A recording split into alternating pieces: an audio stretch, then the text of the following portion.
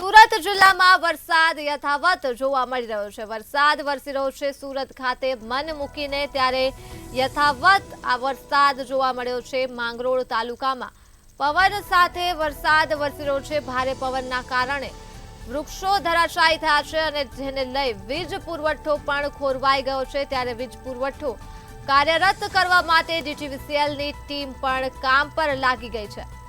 સુરત જિલ્લામાં વરસાદ યથાવત જોવા મળી રહ્યો છે, જેને લઈ વીજ પુરવઠો ખોરવાયો છે। તો માંગરોળ તાલુકામાં પવન સાથે વરસાદ નોંધાયો છે। આ સાથે જ ભારે પવનના કારણે વૃક્ષો ધરાશાયી થયા છે। વૃક્ષો ધરાશાયી થતાં જ વીજ પુરવઠો ઠપ થયો છે, જેને લઈ સ્થાનિકોને મુશ્કેલી થઈ રહી છે। ત્યારે વીજ પુરવઠાને ફરીથી કાર્યરત કરવા માટે ડીજીવીસીએલની ટીમ કાર્યરત થઈ છે અને વીજ પુરવઠાને ફરીથી શરૂ કરવા માટે ડીજીવીસીએલની ટીમ કામ પર લાગી ગઈ છે।